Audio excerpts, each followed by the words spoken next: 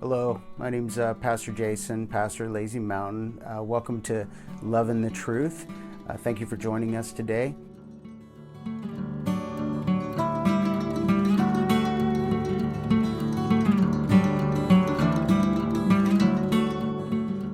I have a question for you. Is it hard for you to make friends?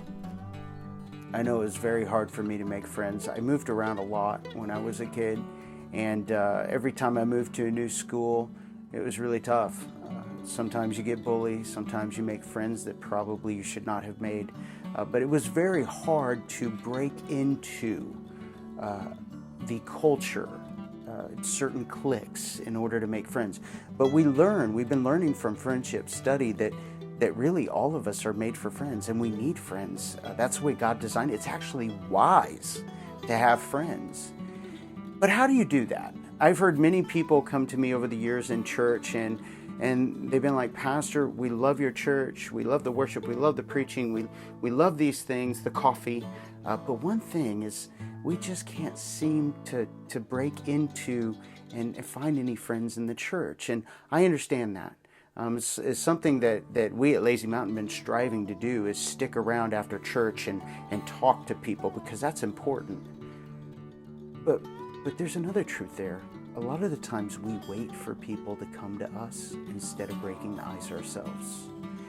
And that's something I think that Jesus wants to change in us. No matter whether you're introvert or extrovert, you have the potential and you have the faith to take a step, to reach across the aisle, to reach across the table, to reach across a community and make a friend. Matter of fact, there's an interesting passage in Luke chapter 10 where Jesus is talking to an expert in the law. The expert in the law comes to him and says, who is my neighbor? He was seeking to justify himself because Jesus said, in order to inherit the kingdom of heaven, you must love the Lord your God with all your heart, mind, soul, and strength, and love your neighbor as yourself. And the man was seeking to justify himself because he made exceptions to who his neighbor was. Jesus, he tells him this parable about a Samaritan. It's called the Good Samaritan. And there was a man who was on a journey from Jerusalem to Jericho. And as he was walking on this road, he was robbed. This is a Jewish man. He was robbed. He was stripped of his things, left on the side of the road. Jesus said there was a high priest that came by. And the high priest looked at him and passed by on the opposite side of the road, didn't even give him a second thought, left him there, beaten, bullied, robbed. And then there was another guy. He was a Levite. He's the second holiest of all Israel. And he passes by this man and he too looks over, but passes by on the other side of the road, won't even touch him. He leaves him bullied, robbed, naked on the side of the road. Then there was a third man, and he was a Samaritan. Now the Samaritans and the Jews, they were at odds. They were enemies of one another. Matter of fact, the Jews saw Samaritans as not even worshiping the same God, in which they really didn't. But there was a Samaritan who walked by, and he had pity, he had compassion on the Jew who was beaten on the road, and he decided to help him, and he clothed him, and he dressed his wounds, and he took him to an inn, and he told the innkeeper, please watch over this man. I'm going to give you money, and please watch over him, and if you run out of money, I'm going to come back, and I'm going to pay whatever is owed.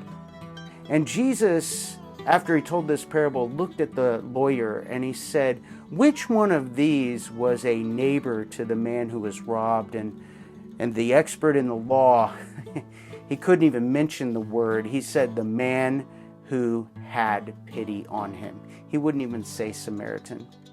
Now you might ask yourself, well, Jason, what's this have to do with making friends? Well, everything. The truth is the way to make friends is to look around people who have needs, people who are hurting, people who are struggling. And I think I've lived a lot of my life thinking, man, I wish people would come to me, not realizing that God had actually ordained a whole life for me where I'm supposed to go to people. And that out of that, God is going to bring me friends. So I pray that you today and I would look around us with eyes that God has given us, and that we would choose to walk around and help those who God has put in our way, And perhaps He will show us which friends He wants us to have. God bless you.